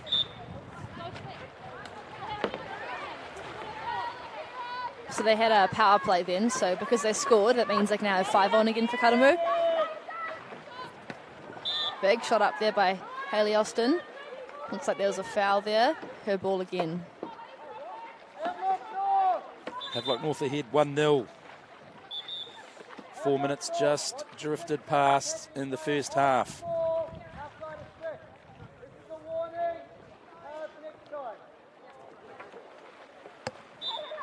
Looks like there might have... No. Ball loose. Ball loose. Havelock want it Havelock. today. Havelock have it. Ball's up Big strong to pass. Broad. Broad's got it now. Lob pass. Stepping onto it. Broad again. Megan Broad.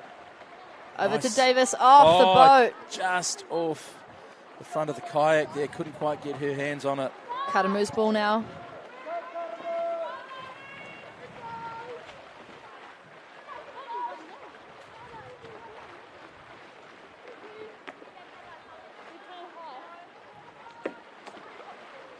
Karamu looking for the equaliser as we get to the 5-minute mark in the first half of this final game at Maitaten Park in Heratonga, Hastings. Ball up to Haley Austin. Karamu High School in possession. Austin. Back to Wandon. Driving forward there for Havelock was Broad. Lots of pressure on the ball there. Ball's over. In the clear and straight in there for Karamu. Maddie Hughes for the She's goal. been absolutely everywhere this afternoon. Beautiful early this drive morning. there. Lovely goal. Still had to get it past the defending paddle there, Yep. which is never easy. And it was a side shot there in the replay, as we can see, Georgia. Awesome pass there from Austin into Hughes. Took her time too. Definitely. Yeah.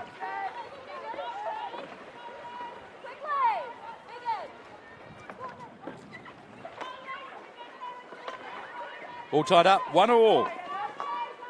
4 minutes on the game clock. Havelock North Shot in here, possession. over. A little bit high. Karamu's ball now, what can they do with it?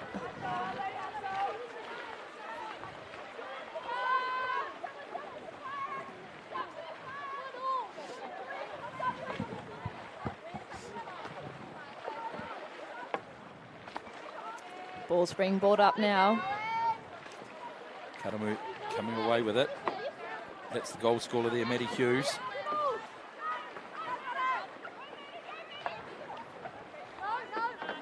Having a look, Another Maddie one Hughes. from Maddie. Blocked. Corner. Corner ball for Karamu. Border, Kokona. One apiece at the 3-minute mark in the first half. The last game of the weekend. Gold and silver up for grabs. Karamu. A little bit Austin with the untidy. ball. A little bit untidy. Austin with the ball, she goes. Managed to retain it. Ball's up, Maddie deflected. Hughes. Who's going to get it? Swinging her kayak around for Havelock. Havelock North's ball now. And getting possession there was Dunford. On to Davis. Just getting the ball under control. Ball's up to Broad. Nice pass. Shots up. Good Ooh, effort on there. The bar. Off the steel up the top. Ball still alive. Karamu's Karamu ball still keeping it in. fighting for it. Davis with the ball now. Can they get it under control? You betcha. Havelock North's ball now. Just under 2 minutes remaining of the first half.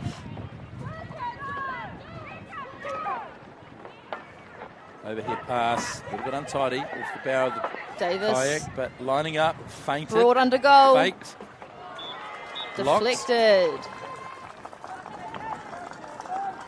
So That does was it. Wandon in goal there. And we have a Paora Kokona, another corner. Ball on that far side.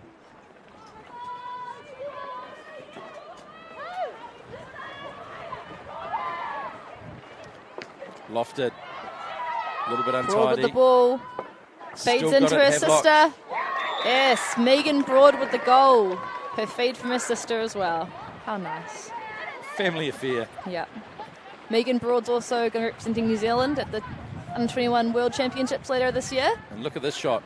There she is. Unfortunately, the defence for Karamu couldn't quite get themselves organised. The paddle couldn't quite get up in time, and it meant that Broad was able to just slide it in there without too much problem. They take the lead 2-1 with the first half just about done. Lots of pressure on being put on that ball from Havelock. Karamu, can they get an equaliser with 30 seconds to go? Let's see. Austin with the ball now. Takes a little dribble. They need to pull the trigger pretty soon. Oh, there's an opportunity, in. leading back, and boom! Beautiful feed from Austin into... That was an outstanding goal there by Isabel Dillon. Yeah, for sure. Good looking there from Austin. Saw her wide open. Isabel Dillon with the ball. Up it goes. And again, one of those difficult shots too, because you're sliding it under the goal, aren't you? Yeah, yeah. And there we go, half time in the last game here at Mitre 10 Park in Heretaunga, Hastings. The senior girls final between Karamu High and Havelock North High School. It's all tied up at 2-2 for Karamu. In the first half, there were goals to Maddie Hughes and also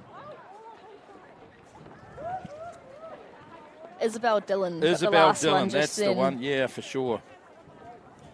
And for Havelock North, they have played really, really well. They looked probably a little bit more likely in terms of offence, and they had goals to Rebecca Davis and to Ariana Broad. Megan Broad. Megan Broad. Yeah. Good assist, though, from Ariana. Yes. Here comes it. Maddie Hughes. Maddie Hughes. Good shot there. Both beautiful goals from all teams, actually. Yeah. Yeah, really nice. There's a feed in there from Ariana into Megan Broad. 2 apiece. Half time. 10 minutes left. Silver or gold. Who is it going to be? What are your thoughts, Georgia? Oh, I don't know yet. Yeah, both girls will really want it, so they'll both put it all on the court. Yeah, they'll leave it all out there. So I'm really excited for this next half. We'll see some really good polo. What chance a tiebreaker? A golden goal, golden point. I mean, it's not unlikely. No. No, yeah, it's happened already, and it happened a few times. So, yeah. All right, strap yourself in, buckle up. 10 more minutes Looks of like outstanding canoe polo action. The 2022 New Zealand Secondary Schools Poro Waka Canoe Polo Championships, and we're just about set to go. both Kaitakis here. Hayley Austin for Karamu and Megan Broad, Havelock North High School. And they're off. Who wants it? Who's going to get it? Here's the drive. Whoa! Crack. Megan Broad's got it. She has. 2 hands on that very early.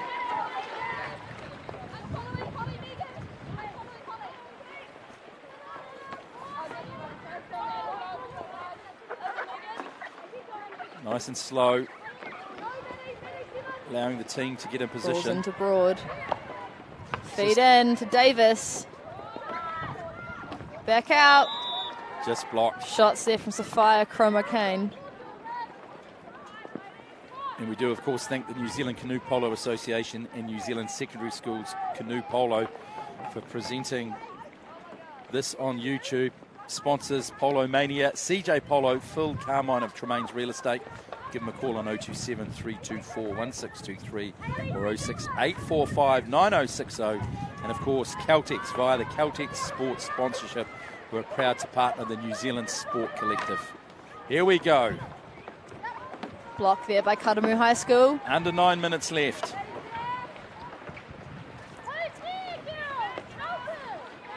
Back over the top. Coming up for Karamu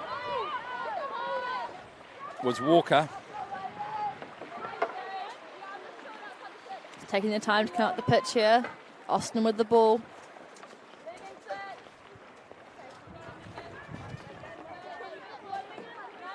Just having a quiet look. Getting themselves organised. Hughes charging on. Maddie Hughes. Big shot. Lining it up and deflected under the goal there was Sophia Chroma-Kane, and Havelock come away with it. Broad with the ball now. 2-2. Up to Cromer Kane.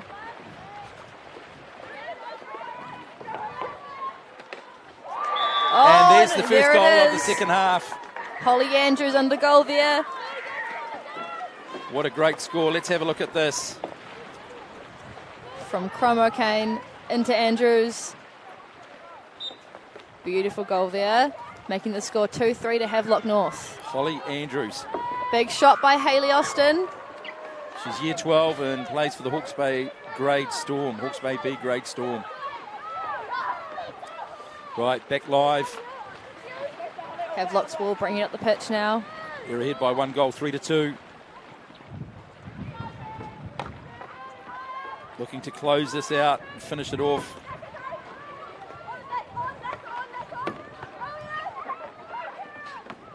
Coramo Kane had the ball there. And Buchanan with the ball and the goal. Good shot. double blast. Looks like it's Kadamu's ball. Right. Opportunity for them to press on and get an equaliser Yep. as we're getting close to the 3-quarter mark in this final game of the 2022 New Zealand Secondary Schools Poro Waka Canoe Polo Championships. Karamu popping over the top. Oh, off the boat, unfortunately. Havelock North's ball. Looking for the fast break. Good blocking there on that far side by Karamu. It was Maddie Hughes again, wasn't it? But not able to get it under control. Ball with Broad now. That's Ariana Broad. Inside ball. Driving it in. Beautiful The back goal. of the net was Sophia Koramo Kane. What an awesome goal off the bottom bar. Have a look at this again, Georgia. Big power from Ariana Broad. Into Sophia. And up it goes. Bottom bar up. They always look so nice when they come off the bar. They certainly do. That was Sophia Koromokane. 4-2, Havelock. 2 up. Just under 6 minutes to go of the second half. A little bit of breathing space. Grand final.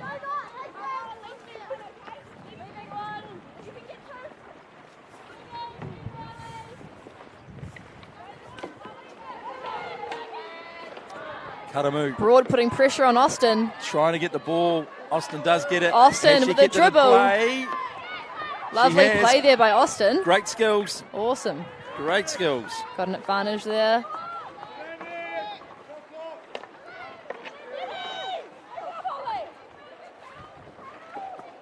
Balls into Austin. Shots up. Big block by Cromer Kane. How crucial was that? Was that a turning point in the game? Was that the opportunity? There's still just under 5 minutes left, though. Havelock North bringing it up now. They're 2 goals to the good.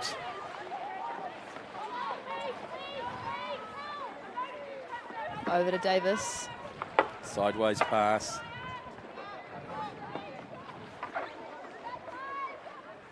Up. Shots up. There we go. That's a safety net for for Havelock North, I should Kira say. Buchanan with the goal. Feed from O'Kane there. And big shot up. Just saw her opportunity and took it.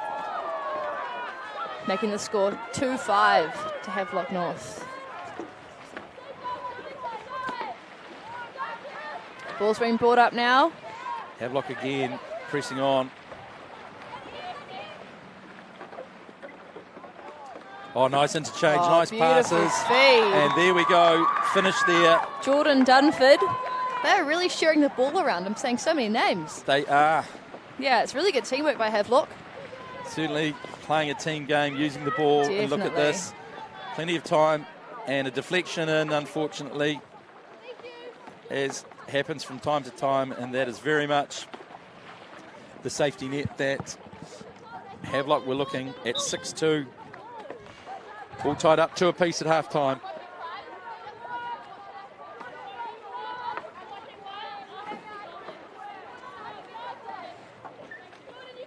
Karamu, what do they have left with 3 minutes to go? They're still fighting though, which was really cool to see. Absolutely. Haven't given up at all. I wouldn't expect anything less No. from Karamu.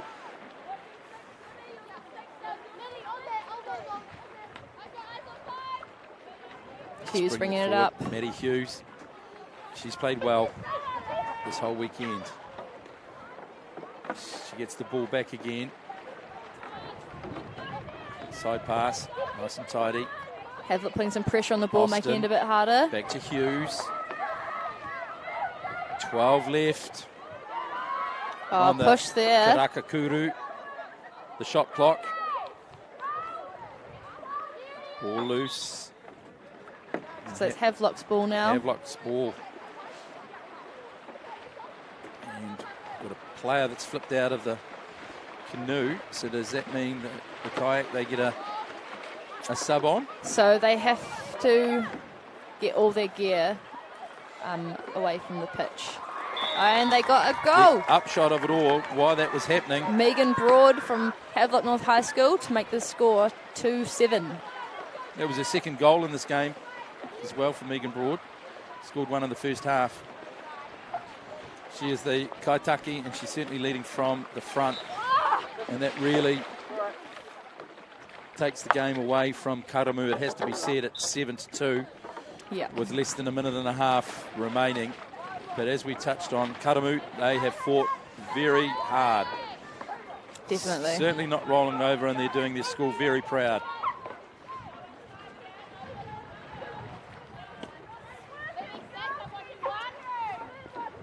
Just Havelock North High, just too strong in that second half. 5 unanswered goals.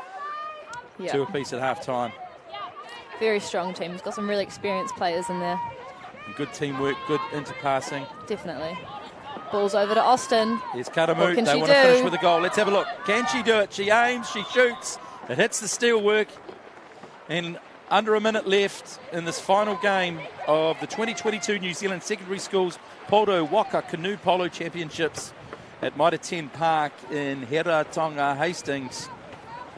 And what an absolute treat it has been to be here today with you, Georgia, and also, of course, with the co-commentators, Mitch Graham and Ethan Hope. Just never ceases to impress me with the level of commitment, dedication and passion and the performance of all the teams, as we're seeing on the screen right now. And once more, the kaitaki for Karamu, Hayley Austin, leading from the front. And here's Maddie Hughes. 10 seconds. Megan Broad's got the ball now. Back for Havelock North. They'll just close it down. Ball's up. 4 seconds. They don't need to do anything, do they? No. And that is it. That is it. Full time here in the final. And the final game between Havelock North High and Karamu. 7-2. The gold medal goes to Havelock, silver to Karamu. And we've had 4 finals this afternoon, starting in the Senior Open bronze between St. Peter's and St. John's, and that was taken by St. John's 4-0. And then in the second game, the Senior Girls, Fielding Girls High versus Napier Girls in the bronze. And that was 6-3 to Napier Girls. And the Senior Open final, Napier Boys against Fielding High. And it was 5-2 to Fielding High. They were down by 1 goal at half time, and in the game that's just been completed there, Karamu High against Havelock North. Havelock North too good at 7-2, the 5-goal difference there. All those 5-goal difference was scored in the second half, so really kicking on for Havelock North.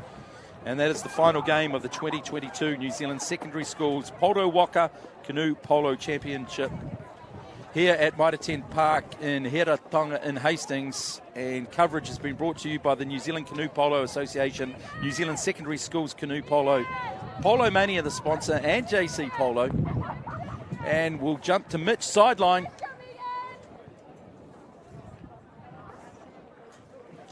All right, so I'm here with Megan Broad from Havelock, the captain. So really good to get the gold medal there. What were some outstanding moments there? I think in the beginning we were really, really nervous. We've played Karamu in so many finals, and it either goes either way. So for me, I think it was just like winning it back in that second half, just calming ourselves, and just bringing it back, you know. Excellent. Great to see the blue machine rolling on. So it was, it really did show a lot of composure in that second half. What was said at that sort of halftime chat to bring things together and perform really well under pressure? Kelly's a bit of a saviour for that one. She really tied us together, told us just to calm down. Like, we didn't really need to be doing all this silly stuff. I think, she pretty much just told us we just need to calm ourselves down and just play our game, you know. Excellent. And so what's it been like competing against people in your own age again rather than taking on the senior women? It's definitely different. It's weird being able to dip under people because normally in those higher grades I'm one of the smaller players, but yeah, it feels weird just to be one of those bigger, stronger players that I'm not quite used to. Excellent. Well, I think you did a fantastic job of leading Havelock, and I'll leave you to go and celebrate with your team. Well done, Megan. Thank you. Thanks very much to Mitch, sideline there. Of course, big shout out to Mitch Graham, who has been supporting me with co-commentator Georgia Wheeler and Ethan Hope. And Georgia, conclusion of another fantastic weekend of championships. Yeah, what an awesome weekend. What a great way to finish. Yeah, some really strong teams out here, and it's cool to watch them all give it their all. You betcha. And of course, we do thank our sponsors. I do mention them before, but I think it's important to thank them again once more. The New Zealand Canoe Polo Association and the New Zealand Secondary Schools Canoe Polo, Polo Mania, JC Polo, Phil Carmine of Tremaine's Real Estate. Give them a call on 027 324 1623 or 06 845 9060, and Caltex via the Caltex Sports Sponsorship, who are proud to partner the New Zealand Sport Collective. And of course, coverage today on YouTube, brought to you by the fantastic team at the StreamShop.live. The director and producer Dan, on the cameras we had Soasa, Carlos and Ben. This is Tim Ewan wishing you ka kite anō, travel safe, take care, and remember, wherever you go, there you are. Oh.